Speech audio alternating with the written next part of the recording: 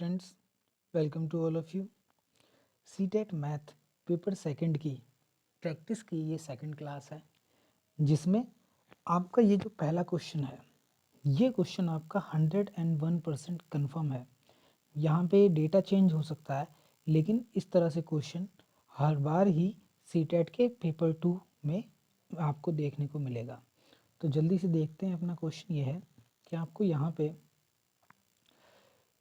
नीचे दिए गए आंकड़ों के बहुलक, माध्यक और परिसर का माध्य क्या है, ये ज्ञात करना है। तो पहले हमें ये तीनों बात समझनी पड़ेगी कि बहुलक क्या है, माध्यक क्या है और परिसर क्या है। तो याद कीजिए कि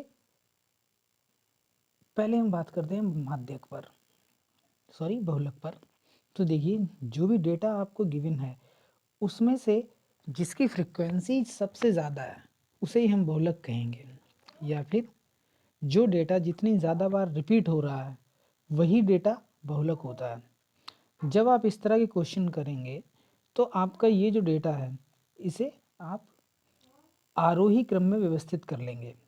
तो अगर इस डेटा को आप आरोही क्रम में व्यवस्थित करते हैं तो आपको कुछ ये सीक्वेंस मिलता है। अब इस सीक्वेंस में आपको देखना है कि कौन सा नंबर है जो हाईएस्ट रिपीटेड है। तो सभी को देखने पर आपको पता चलेगा कि यहाँ पर नंबर 11 दो बार आया हुआ है, इसलिए यहाँ पर क्या है, ये 11 ही बहुलक हो जाएगा। अब बात करते हैं अपने परिसर की कि परिसर क्या है। परिसर का देखिए सिंपल सा फॉर्मूला है, अधिकतम मान माइनस निम्नतम मान। यानी ये जो आपने व्यवस्था की है इन अंकों की, इनमें से देखिए अधिकतम मान क्या है 23 और सबसे निम्नतम यानी छोटा मान है 7। तो 23 में से 7 माइनस कर दिया जाएगा और आपका परिसर कितना आएगा, 16। अब देखिए कि माध्यक क्या होता है। माध्यक का मतलब है कि जितना भी डेटा आपके पास है, जो भी नंबर आपके पास हैं, उनमें से बीच का मान कौन सा है। अब देखिए, ये दो तरह से है। एक तो माध्यक आप तब ज्ञात करते हैं जब दी गई संख्याएं विषम होती हैं, जैसे जैसे 3, 5, 7, 9, 11, इस तरह से जब विषम नंबर हो। लेकिन जब सम संख्या में हो यानी इवन नंबर हो तब थोड़ा टिपिकल होता है।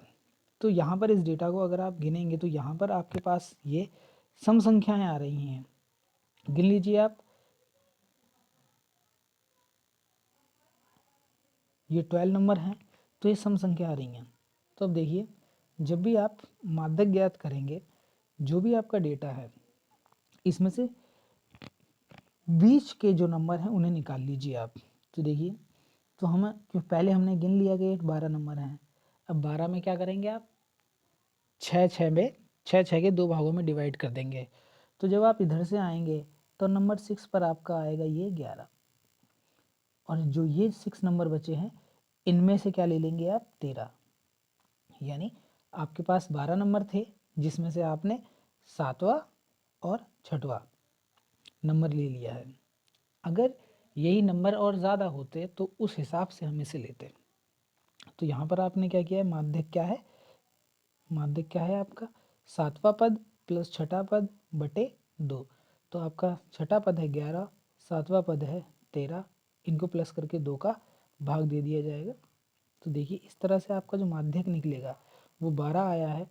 और 12 देखिए इन सभी में से बीच का पद आया है, क्योंकि 12 ना इसमें है, देखिए 12 ना ही इसमें है और ना ही इन 6 डिजिट में है।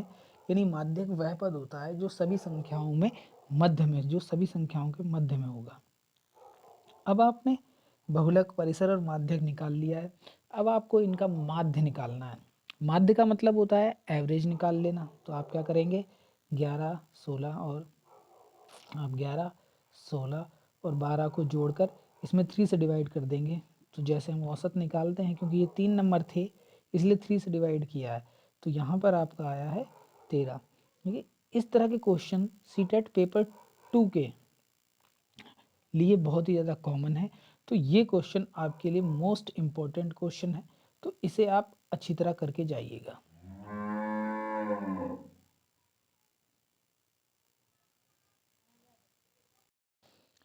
आपका नेक्स्ट क्वेश्चन है कि सुनीता सुनीता एक परीक्षा में प्राप्तांक सुनीता द्वारा परीक्षा में प्राप्तांक नीचे दिए गए हैं। यदि आंकड़ों को पाई चार्ट द्वारा प्रदर्शित किया जाए तो गणित के त्रिज्य खंड का कोण ज्ञात कीजिए।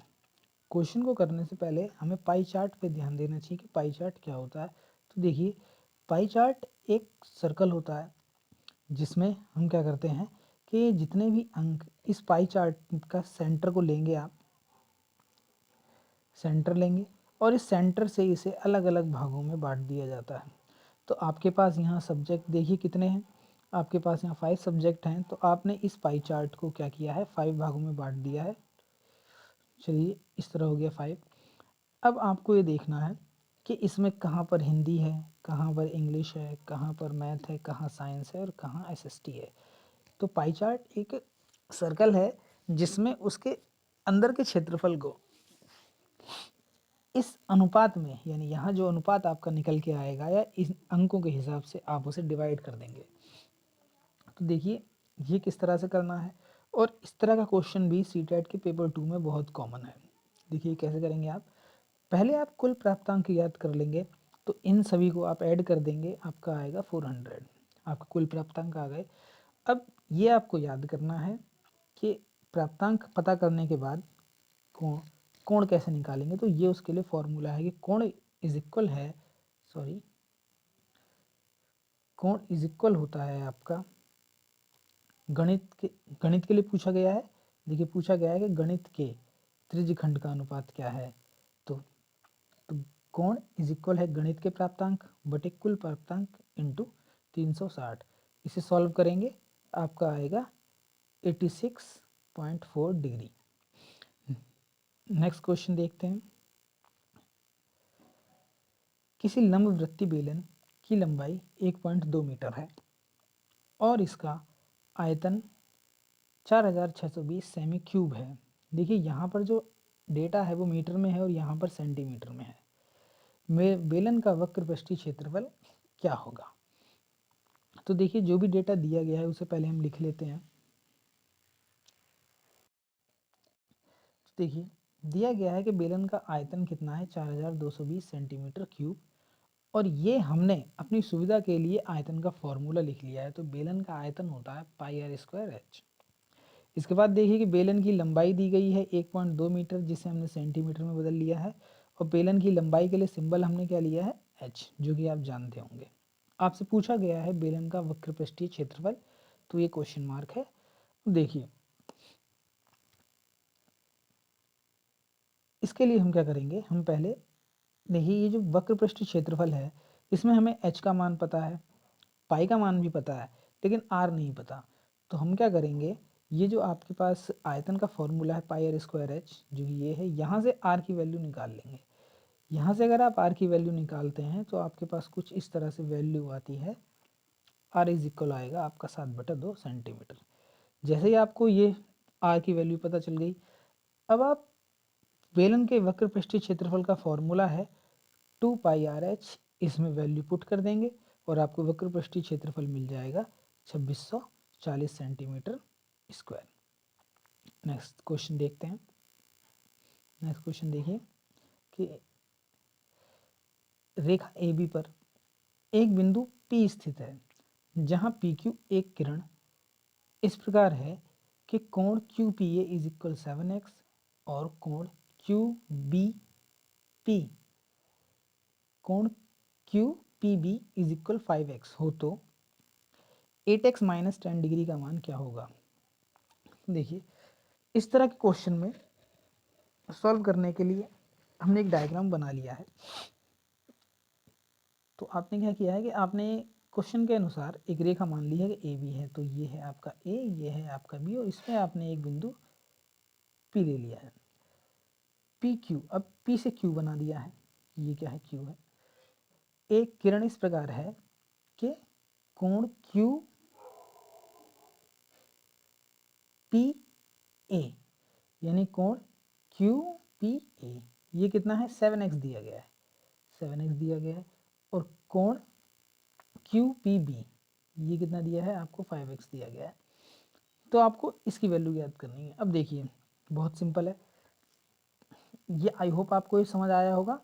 अब आप इसको यहाँ देखिएगा, देखिए आप जानते हैं कि जब कोई एक रेखा खींची जाती है, इस पर कोई एक बिंदु हो तो इस बिंदु के चारों ओर जो कोण बन इस बिंदु के एक तरफ इस तरह जो कोण बनता है वो 180 डिग्री का है। तो हमने क्या किया है, यही कि आप जानते हैं कि एक तरफ 7x है, एक तरफ 5x है, अगर इन दोनों को हम ऐड कर दें तो 180 डिग्री आना चाहिए। तो बस वही आपने किया है, यहाँ से हमने x की वैल्यू निकाल ली है जो कि है 50 डिग्री, 15 डिग्री। अब x की वैल्यू आप यहाँ पुट कर देंगे और आपको आंसर मिलेगा 110 डिग्री। नेक्स्ट क्वेश्चन देखिए। नेक्स्ट क्वेश्चन है आपका कि एक संख्या में 9 की वृद्धि करने पर वह उस संख्या के आधे का 3 गुना हो जाती है, वह संख्या क्या है? ठीक है, तो देखिए मान लेते हैं कि वो संख्या x है। तो प्रश्न ये कह रहा है कि अगर इस संख्या में अगर आप 9 प्लस कर देते हैं, तो देखिए हमने प्लस कर दिया, तो वह उस संख्या के आधे का 3 गुना हो जाती है। तो हम क्या करेंगे, देखिए संख्या में 9 जोड़ा है जैसे ही हमने, तो ये संख्या उसके आधे का, ये 2 का भाग दिया आधा हुआ, 3 गुना हो जाएगी, यानी इसमें 3 का गुणा कर देंगे। तो कुछ इस तरह से हमने ये डेटा सेट कर रखा है। अब आप इसे साइड सॉल्व कर लेंगे और यहाँ से x की वैल्यू आ जाएगी 18, तो वह संख्या क्या है, वह संख्या है 18। नेक्स्ट क्वेश्चन देखिए। इस तरह के क्वेश्चन भी देखिए बहुत कॉमन है। आज के जितने भी क्वेश्चन आप देख रहे हैं, इनसे रिलेटेड क्वेश्चन आपको पेपर 2 में कंफर्म मिलेंगे। तो आप थोड़ा ध्यान से देखिएगा इसे भी। देखिए, पूर्ण वर्ग संख्या प्राप्त करने के लिए 12500 में जोड़े जाने वाली न्यूनतम संख्या के अंकों का योग क्या है? देखिए आपको एक संख्या दी गई है 12500 और आपसे कहा गया है कि इस संख्या में कुछ ऐसा जोड़िए जो ये पूर्ण वर्ग बन जाए, और फिर जो अंक आप जोड़ रहे हैं उन अंकों का योग क्या है। तो देखिए अब आपको यहाँ पर अपनी रीजनिंग पावर का इस्तेमाल करना है। आपको ये देखना है कि ये संख्या किसका, ये या इसके आसपास की कोई संख्या किस संख्या का पूर्ण वर्ग हो सकती है। देखिए इस संख्या में नंबर कितने हैं, 5, यानी इसमें या तो 2 नंबर की कोई संख्या होगी या फिर आपके 3 नंबर की होगी। तो देखिए अब अगर आप 100 का वर्ग करते हैं, अगर आप 100 का वर्ग करते हैं तो आपको मिलता है केवल 10,000, यानी 100 से आप आगे चलेंगे। अब अगर आप करते हैं 111 का, एक मिनट रुकिए थोड़ा लार्ज कर लेते हैं। देखिए अब देखिए अगर आप 111 का वर्ग करते हैं तो आपको मिलेगी ये संख्या, और अगर हम 112 का कर लें तो हमें मिलेगी 12,544। ये आपको करके ही देखना पड़ेगा। तो देखिए जैसे ही आपका आया 12,544, तो आपकी संख्या क्या थी, 12,500। तो आप जानते हैं कि अगर हम इसमें 44 जोड़ दें तो ये एक पूर्ण वर्ग संख्या बन जाएगी, और आपसे इस संख्या के अंकों का योग पूछा है, तो हमने अंकों का योग कर दिया। अंकों का योग क्या आएगा, 8। तो इस तरीके से देखिए ये क्वेश्चन आपके लिए बहुत इंपॉर्टेंट होने वाले हैं, क्योंकि यहाँ आज आपने जितने क्वेश्चन किए हैं ये सारे ही क्वेश्चन, यानी इसी तरह के मेथड के क्वेश्चन आपको सीटेट पेपर 2 में हर बार देखने को मिलते हैं। तो प्लीज़ इन क्वेश्चन को थोड़ा अच्छी तरह 2-4 बार देखिएगा, फिर इनकी प्रैक्टिस कीजिएगा। और अगर सेशन आपके लिए यूज़फुल है, आपको पसंद आया, तो प्लीज़ इसे लाइक कीजिए, सब्सक्राइब कीजिए और ज़्यादा से ज़्यादा शेयर कीजिए। Thank you.